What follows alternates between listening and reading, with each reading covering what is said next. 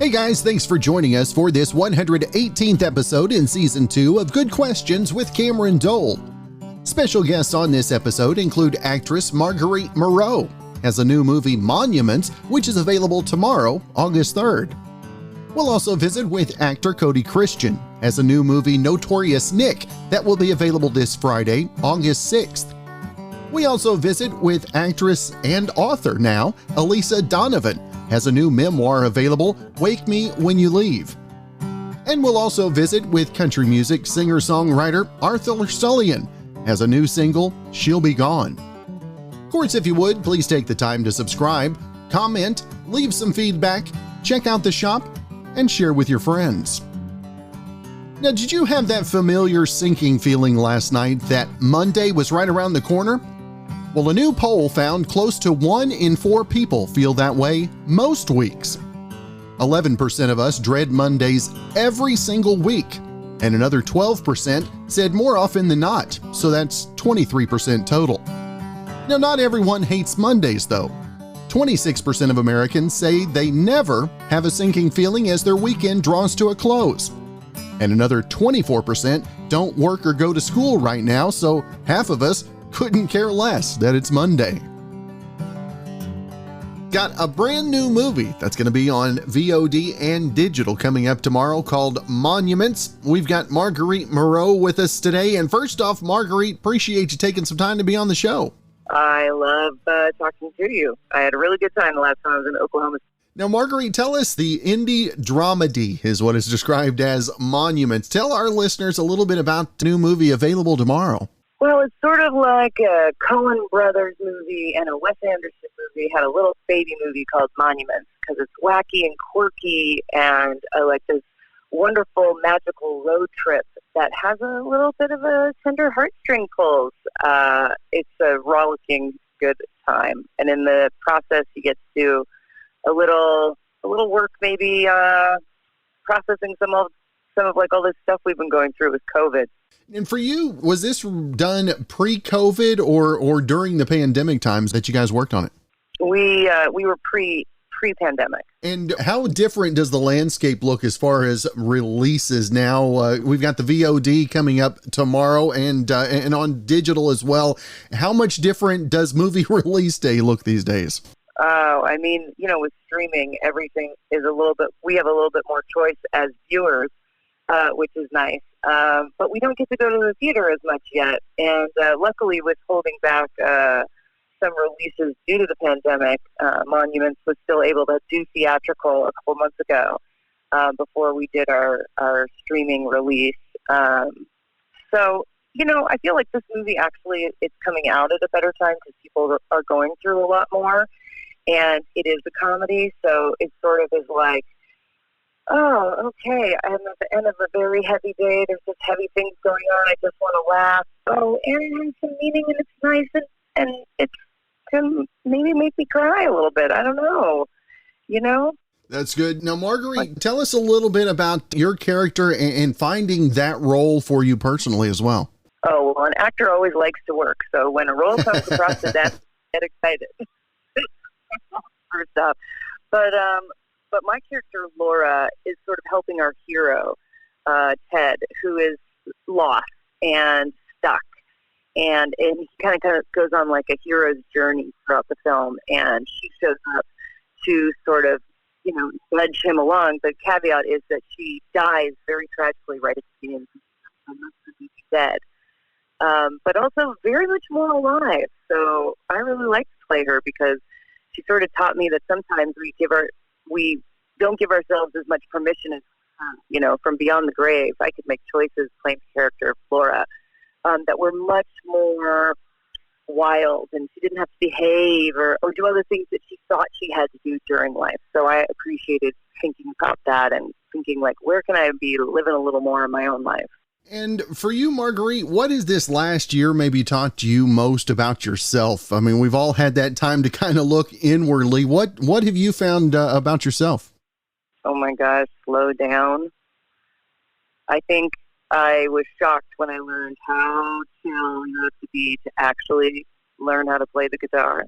And I went, oh, day where you really got to be hanging out. So I really appreciate the time, the quiet, away from the hustle, because my whole business shut down, so we had no choice but to slow down. And I think I'm going to be doing a lot more of that. I really appreciated it. It was a horrible thing that happened that anybody has had to die, but the things I've learned I really appreciate. And Marguerite, having young ones as well, I mean, how much different is this summer been for you with the kiddos as opposed to last year as well? Thank goodness for camp. Oh my goodness. I am losing my mind. It's like when you go to half work, and you have to pay attention to play with the kids, nobody's getting the right attention and everyone's irritated.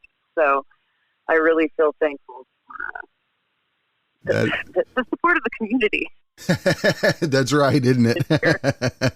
Yeah. I mean, kids get bored. They get bored with us too, right? Like they want to go see friends, come around and have their own autonomy. They're just a little nicer at a younger age than my teenager is. So yeah, we got that. You got that going for you at least. I will take that all day today and remind myself of that. That's right. Now, again, the new movie Monuments available on VOD and digital coming up tomorrow. And Marguerite, I always want to make sure and let our listeners know not only where they can find more info about the movie, but everything you've got going social media wise as well. Yeah, you can come visit me on Instagram at margueritemoreau.com, or no, not .com, just at Marguerite Moreau. And see the movie, let me know what you think, and see all the fun stuff I've been doing throughout my whole 30-year career and what's coming out next. So thank you for your time and consideration, and good luck in the muggy day today. There you go. Well, Marguerite, it has been great to have the chance to visit with you. Looking forward to checking out Monuments tomorrow, and hopefully we can catch up again real soon. Thanks.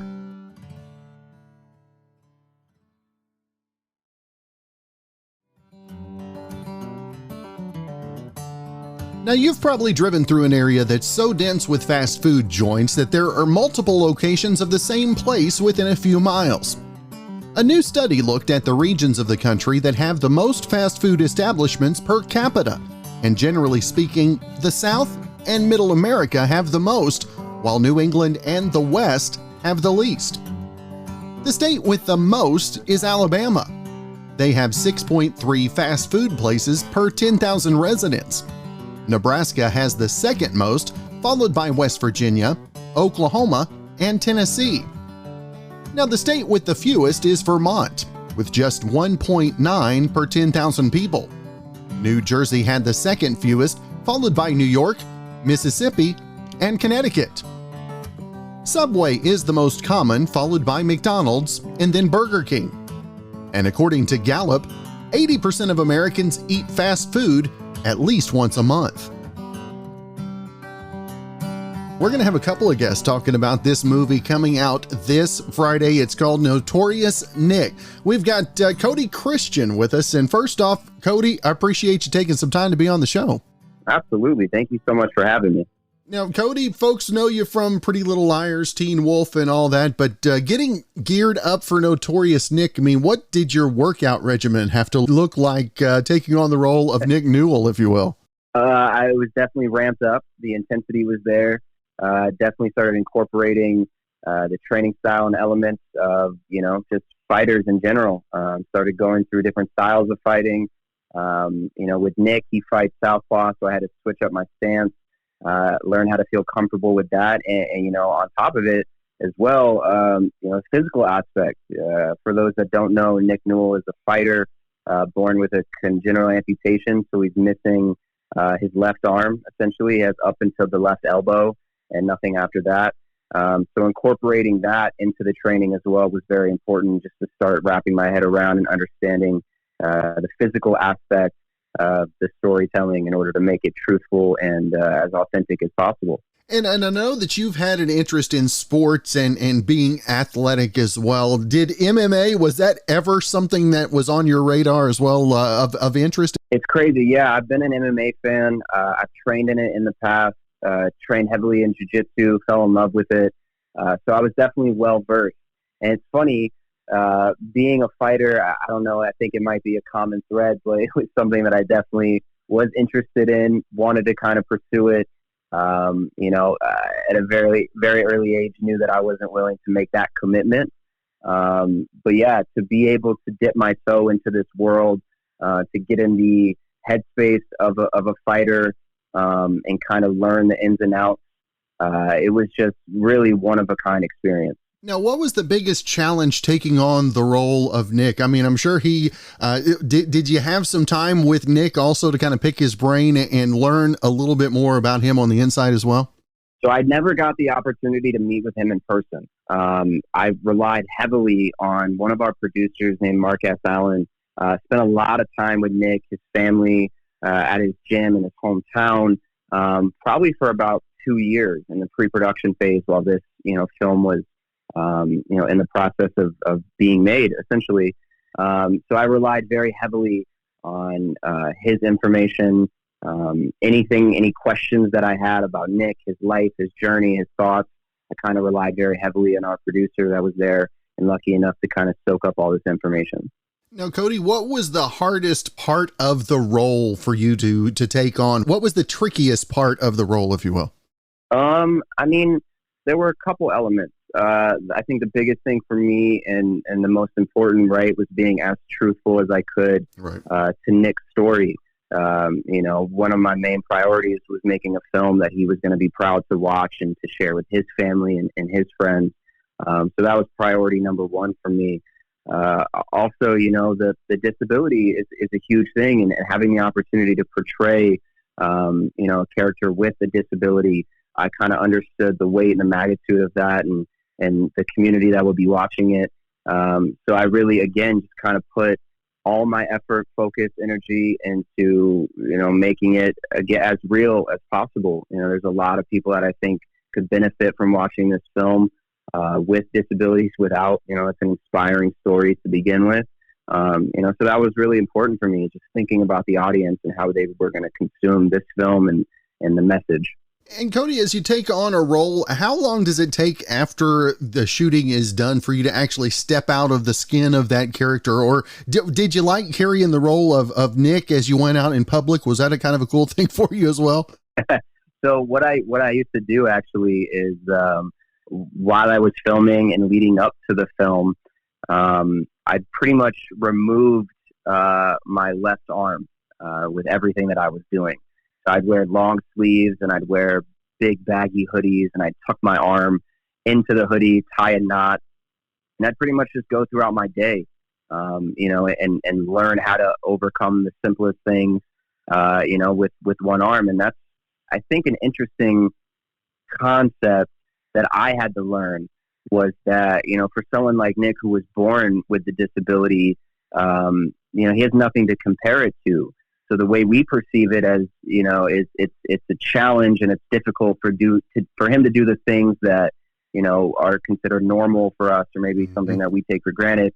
But to him, it's no different. It's the norm. He's not, he's just doing something different than how we do it, but he's more than capable of doing everything that we can do.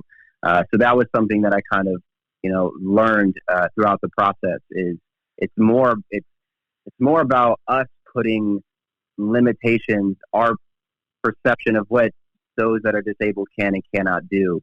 And we have, I think, a bad tendency and a bad habit to put these limitations on those that are considered disabled, not fully understanding that they're more than capable of doing anything and everything that we are. You talk about the cast that you work with. I mean, working with Barry, Kevin, and Elizabeth in the cast as well. I mean, how much did you learn working alongside of the cast members, and how cool is it to work alongside with those guys as well? I mean, I got a plethora of knowledge and experience. When these guys step on set, they're veterans. They've been doing this. They've been doing this for probably longer than I've been alive. So just to be able to work alongside that, to, go head to head, toe to toe, with these veterans, it really just, one, it inspired me, and two, I think it brought the best, performance, because, they bring it. So you kind of have no choice but to step up and to, match them and play off their performance. So, such an incredible experience, and quite honestly, I'm honored to have been able to share the screen with them. And again, the new movie coming out, it is available in select theaters on demand and digital this Friday. It is Notorious Nick. And Cody, I want to make sure and let our listeners know if they have any questions about the film or anything you've got going social media wise as well, where's the best place to find it? Best place where I kind of put all the information, everything that I'm doing, Instagram, just my full name, Cody Christian. If anyone wants to follow me, tap in. I'll kind of be posting updates about the film, about the new season of All American, pretty much anything and everything that I'm getting into. So, if you're interested and you want to follow, just my name on Instagram, Cody Christian. All right. Well, Cody, it has been great to have the time to visit with you today. I appreciate you carving some time out of your schedule. Looking forward to the new movie, and hopefully we can catch up again real soon, brother. Absolutely. Hey, thank you so much for the opportunity. I appreciate all the kind words. Very excited for everyone, including yourself, if you happen to see the picture. And thank you so much. I'm looking forward to next time.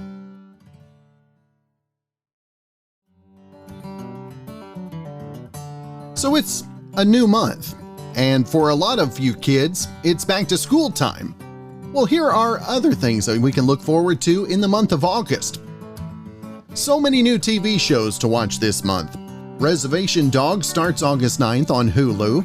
Marvel's new animated series What If is available August 11th on Disney+. The Season 8 premiere of Brooklyn Nine-Nine is August 12th on NBC. The 10th season of American Horror Story drops August 25th on FX. And the premiere of Archer Season 12 is August 25th on FXX or the next day on Hulu. Lots of movies to look forward to as The Suicide Squad debuts August 6th on HBO Max. Val Kilmer's documentary, Val, also comes out August 6th, but on Amazon Prime. Free Guy starring Ryan Reynolds opens nationwide August 13th. Jennifer Hudson plays Aretha Franklin in Respect, also opening August 13th. And Jordan Peele's Candyman premieres August 27th. As for sports, NFL football doesn't start till September, but I bet your fantasy football draft is this month. The Olympics wrap up the 8th in Tokyo, and the Yankees play with White Sox in the Field of Dreams game, which takes place August 12th in Dyersville, Iowa. And finally, the holidays. A few you might want to mark on your calendar, as today is National Ice Cream Sandwich Day, National Grab Some Nuts Day is tomorrow, International Beer Day is August 6th, National Women's Day August 8th, National Bowling Day August 14th, National Fajita Day is August 18th, and August 28th is National Red Wine Day. You might remember her from the big screen and the small screen. Clueless, Sabrina the Teenage Witch, a couple of small things that she was in. Got a new memoir we're going to be talking about with Elisa Donovan. First off, Elisa, I appreciate you taking some time to be on the show. Thank you for having me, Cameron. I'm happy to be here. Now, Elisa, the memoir, Wake Me When You Leave, when did this first become a project for you? Initially, I did this as a one-woman show at the Geffen Theater in Los Angeles. So it was kind of a shortened version of the book. And then I really began writing it when all of these things happened in close succession. My dad was diagnosed with cancer. My television show was canceled, and my relationship ended with the person I thought I was going to marry, and then my dad passed away. So basically, my entire life was flipped upside down, and that's when, about a year later, I started writing the play, and then it developed into the book, and here we are. And Lisa, whenever you get up on stage, you get the instant feedback from the live show. When you're sitting down writing thoughts down on paper, does it make it more nerve-wracking because you're not getting that instant reaction? Oh, for sure. It's such a different process. And, throughout the whole revision process for the book, sometimes I would look back at things I had written initially and think, I still love that. This is great. And sometimes I would look back and think, oh, we're just going to need some work right there.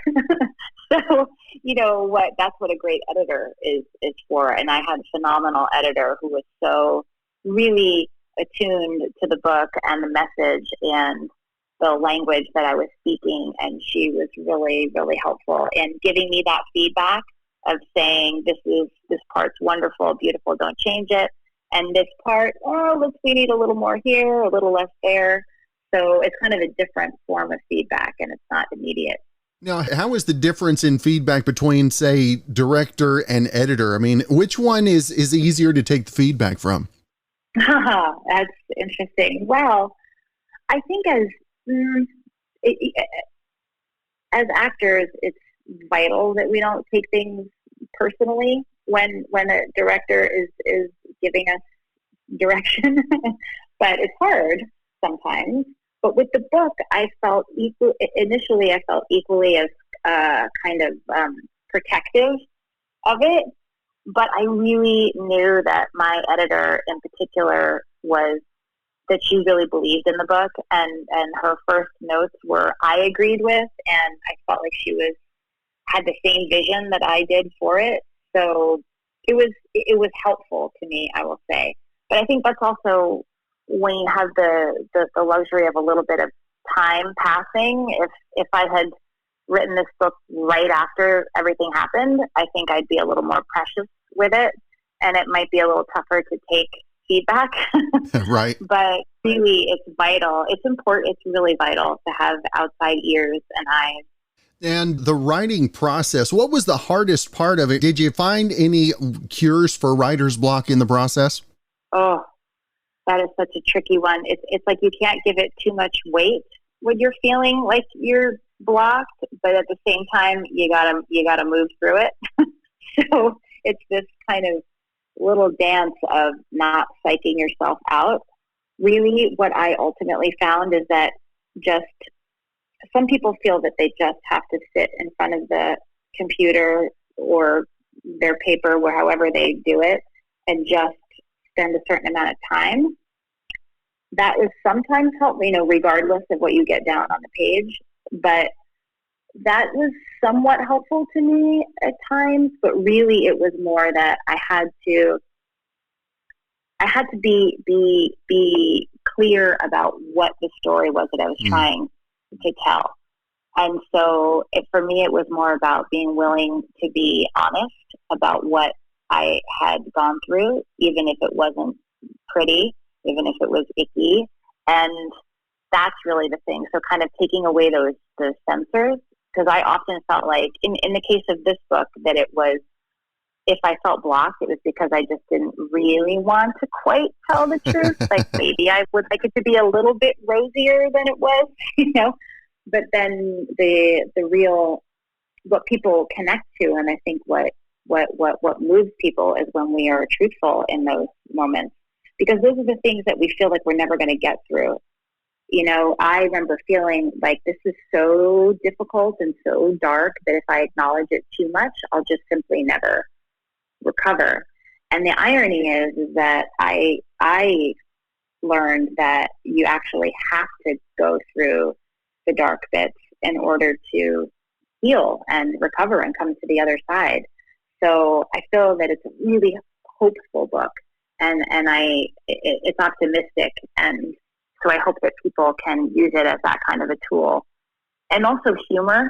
Humor is such a huge part of for me and my family of just being able to acknowledge that any kind of challenge and grief and death, these things are difficult and ugly and complex, but they're also funny. I mean, some very funny, weird things happen, and it's kind of, you just get the full spectrum of life, That is right. And again, the book, Wake Me When You Leave. Elisa, what's it like whenever you started getting feedback from friends, colleagues, and others as well? With the feedback from the book, what was that like for you personally? Oh my gosh. It has been, I don't even know if I can articulate how wonderful it has felt, because at a certain point you forget, people are going to read this, because the process of getting the deal and work with the publisher and revisions and doing with the editor and all these other, then post that, the administrative things.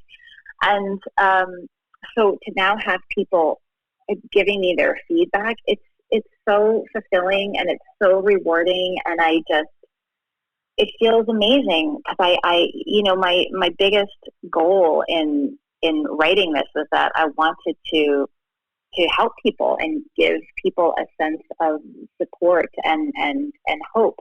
And that is absolutely what people have told me, strangers and friends and colleagues, and it's been wonderful. Every day someone will tell me, I couldn't put your book down. I read the whole thing in a day. Just this morning, I got a text from a friend who said, oh my gosh, I couldn't put it down. This is so beautiful. And I just think, yay, it makes me feel so good. And especially, of course, when it's someone I don't know.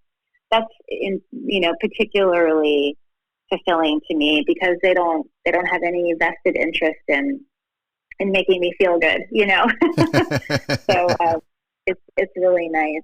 That's right. Again, the memoir, Wake Me When You Leave, is available now. And Elisa, I want to make sure and let our listeners know not only where they can find it, if they have any questions about the book, but also anything you've got going social media wise as well. Yes. So my Instagram is at Red Donovan with the little blue verified check, and Twitter is the same at Red Donovan, and Facebook is Elisa Donovan, also with the little blue check. And the book is available anywhere you buy books. You can get it at your local bookstore, at Amazon, at Barnes & Noble. Goodreads has a good, bunch of links of where you can get it. And also on my website, which is elisa-donovan.com. All right. Well, Elisa, it has been great to visit with you. Like I mentioned before we came on the air, getting me some cool points. I'll take them any way I can. I hope you have a great rest of your week, and we can catch up again real soon, my friend. Yes, thank you so much, Cameron. This was really fun.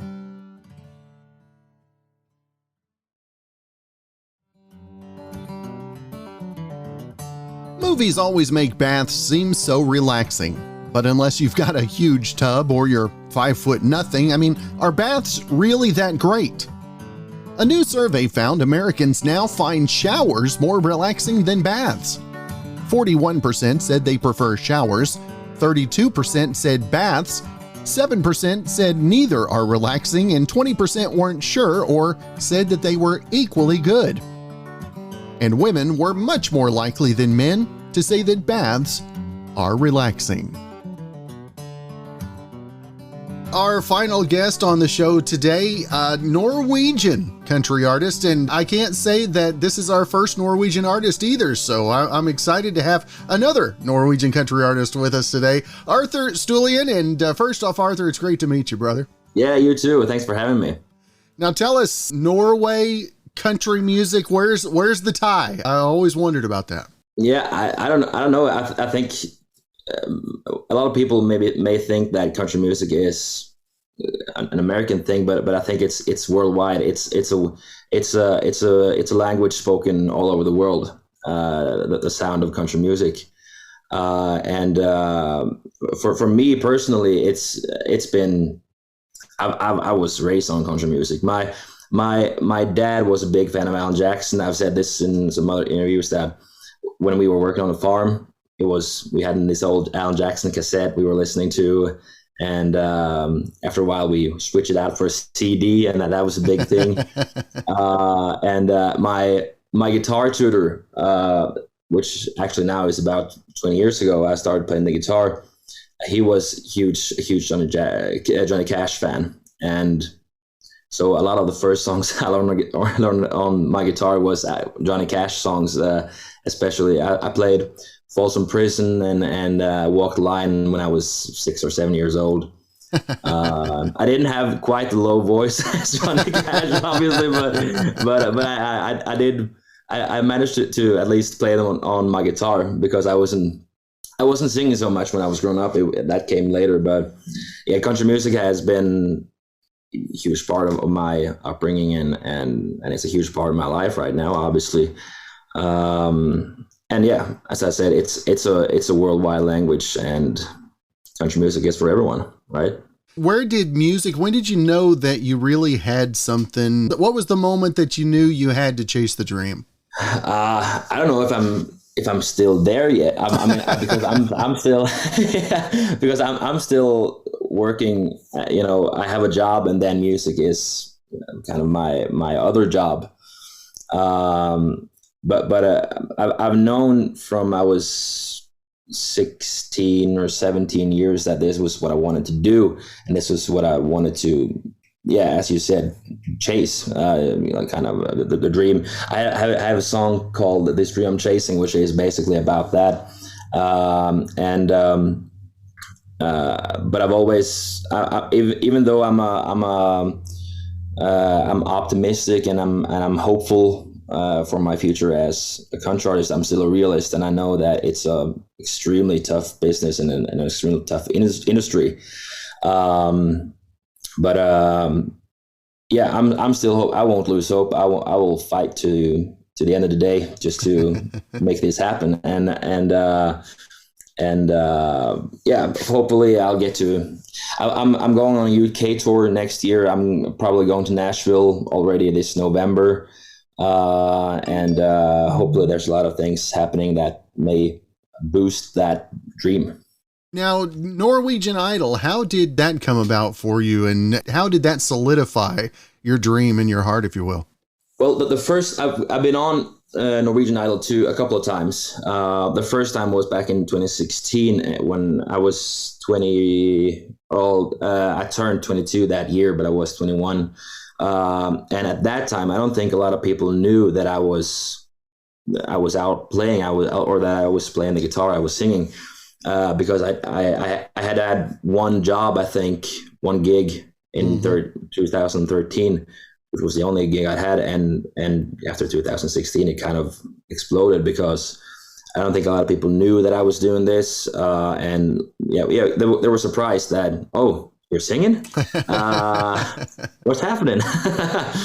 That year I reached top 50 or top 60, I think, and yeah, of course, when you go, I was of course very happy with going so far. At the time, of course, you're devastated because you're eliminated from the contest, but in retrospect, looking back at it, I'm very happy with the performances I gave there, and it's definitely solidified my dream of chasing a career in music.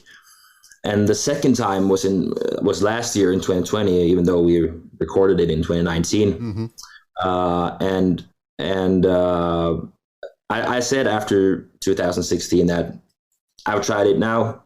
I won't go back there. Now I want to make my career myself. I want to do it on my own. And then a former employee of mine started working there in the producer company that make the show, and he was like, "Why don't you come on the show? We'll have some fun. We'll play a little music." And I was no. I've been there. I've done that. And he started asking me in, I think it was May or June, and he called back in July and August, and I said no. And then finally in September, right before, this was actually the day before I was going moose hunting, so I was like, who is calling me right now? I don't have time for this. And then it was like the head of the producer company. Oh, wow. Called me and like, John said that you've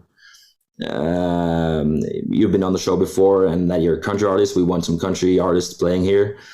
And said, what if because this was, we recorded in Oslo and I live in south of Norway, so it's about 6 hours, 6-hour drive. And then he said that if we drive down there and kind of make a portrait of you, as they call it, then they go home to record people before the audition. And then I knew that I was going to get exposure. I knew that it would probably make the cut on TV. And then I was like, all right, let's do this.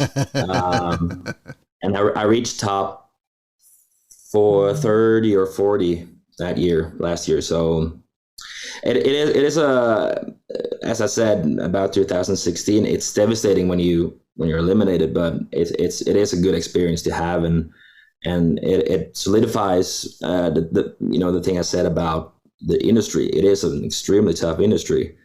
So but yeah, nice experiences. Now tell us, the new single, "She'll Be Gone," where did this one come for you? Is this a personal right? Tell us the backstory of this one. Yeah, all my songs are personal. I write everything, or up till now at least, everything I've released is written by myself or with others. And "She'll Be Gone" was written when I was right before we were releasing the band album I was on. And my co-writer, which is also my cousin Simon, he was almost got mad because he said, "Why couldn't you have written this 6 months ago?" Because he said straight away after I had played him the first verse and the chorus that this is your best work. And I was struggling a little bit to write the second verse, and he came in and did a great job there, and we did some editing just to complete the song, and yeah, it is a personal write. It is often when you have two writers, it's you can't say that it's a true story, but it is based on a true story, because there are elements from him and there are elements from me. For myself, but it is based on a true story. Yeah.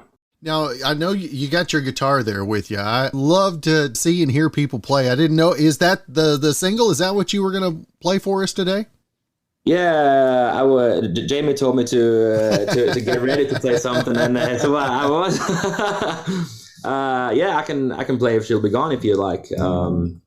It is. Yeah, it is also one of my favorite songs from the album, which is why we did two versions of it. The radio edit is obviously meant for radio because of the time length, and the extended version is just the kind of the way I wanted it just to be, without any limitations. Just to get out some frustration on after the last chorus. It was just frustration, making the guitar go all the way with the solo. So here's "She'll Be Gone."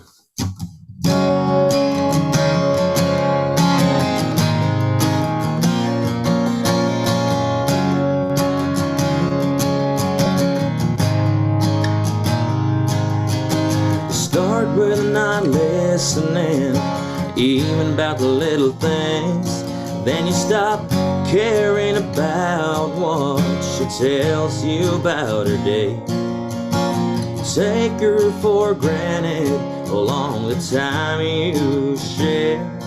Between what she does and what you miss, you'll wind up somewhere about here. And she'll be gone, she'll be long gone. You'll be standing alone. You're gonna be devastated thinking about how to get her back, thinking what you wouldn't give for one last chance, while you're wishing you weren't on your own. She'd already be long, long gone.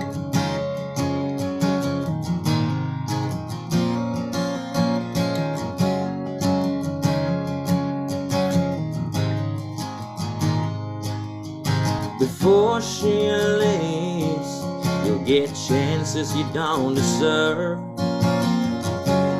Throw them away and then regret you ever did. Keep on making excuses for everything. Keep on pushing the line, making it worse. It'll leave you with this. Yeah, she'll be gone, she'll be long gone. You'll be standing alone. You're gonna be devastated thinking about how to get her back, thinking what you wouldn't give for one last chance, while you're wishing you weren't on your own. Yeah, she'll already be long, long gone.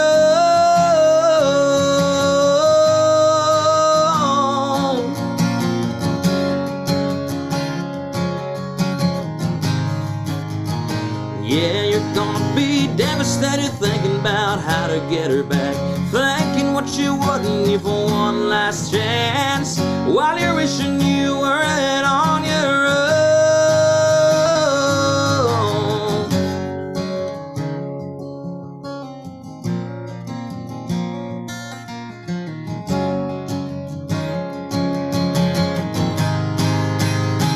Yeah, she'll be gone, she'll be long gone, you'll be standing, yeah, you'll be standing alone. You're gonna be devastated thinking about how to get her back, thinking what you wouldn't give for one last chance, while you're wishing you weren't on your own. Standing there left behind all alone, she'll already be long, long gone. That's good stuff, brother. Thank you. Couldn't hear that Norwegian accent at all in that. I can't. I'm amazed by that. Yeah, I've heard a lot of people say that, and I usually answer by saying that I've cheated a little bit, because my mom, she is from, she was born in New Jersey, so her godfather is obviously American, and we've had some of her friends and family over here in Norway, and I've kind of been forced to speak English, just to make conversation. So, and here in Norway, not just at my education program, but at a lot of educational programs, all of the education is in English. So a lot of our presentations have to be in English, because the what's it called? Not teacher. The teacher, I'll call it that, is maybe American or English or from Bangladesh or somewhere around the world, where you kind of have to make conversation or communicate in English. So, I've also said that a lot of the words when I at least when I sing them I've learned that from listening to likes of Alan Jackson and Johnny Cash, even though I don't have the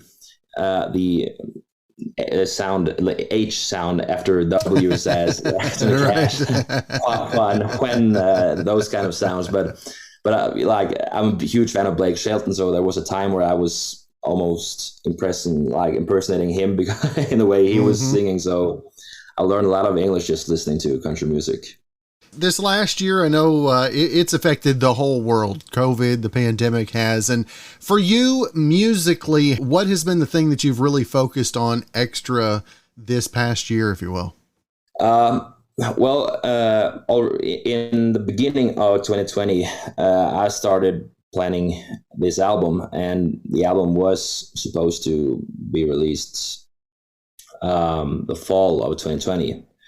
But obviously that couldn't happen because of the pandemic. We had a lot of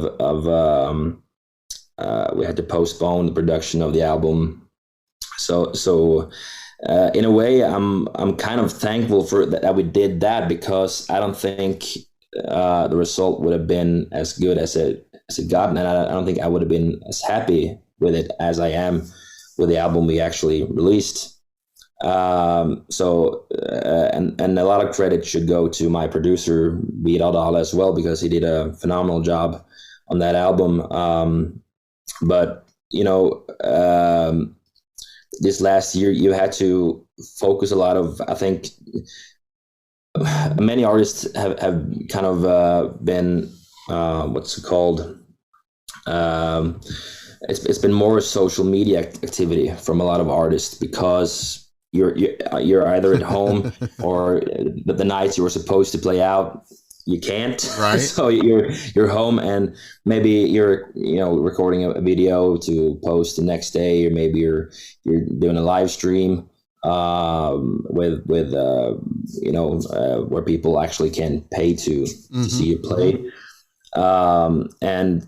But to be honest, I know that it's a lot better feeling to play for real people. I had a job this Saturday in not too far away from my hometown, and it was 200 people just going crazy, and it was it was such a good feeling just to play. I had a full band with me. It was just awesome, man. It was I've had one job before that with a full band, and that too. It was amazing to get out again and play for people live, and it was great. So with the single out there and the new music, folks giving you feedback as well, how have the goals changed for the rest of this year and then moving into 2022 as well? Here in Norway, it is.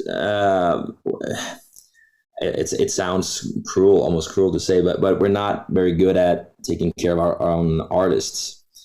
So the thing is, for a Norwegian artist to become bigger in Norway, you have to become bigger in outside of Norway. So as I told you earlier, we're going on tour in the UK next June, and for me, I've never been to Nashville, and possibly I'm traveling over this November. I'm hoping to, at least by October I'll be full vaccinated, so everything's clear there. Hopefully there's the virus doesn't kind of grow back again, and my goals now is to get to Nashville, is to kind of build a bigger brand for myself, Arthur Stulien, to build a bigger brand of that character outside of Norway, and then hopefully get bigger in Norway, hopefully get to do this for a living, which obviously every artist wants to do when you're releasing music and when you're having gigs. This is what you want to do full time, and that is my goal. There you go. Well, Arthur, if folks want to find more info about the album, about upcoming music, social media, all that, where's the best place for the listeners to go? Facebook and Instagram would be a good place to start. I am on probably every social media. I am on TikTok and Twitter. I noticed that you followed me on Twitter earlier today. Unfortunately, I'm not that active on Twitter. But I am almost posting daily on Facebook and Instagram. And I have a website, arthurstulien.com, where you can buy the album in CD if you're still one of those who wants the traditional album on CDs. And I have T-shirts and some merch if you want some. You can find me everywhere. Hopefully soon you'll find me in Nashville as well. There you go. Well, Arthur, man, it has been great to have the chance to visit with you today, brother. There's lots of miles between us, but look forward to one day seeing you face to face. Yeah, I hope so. Maybe I have to take a trip to Oklahoma as well.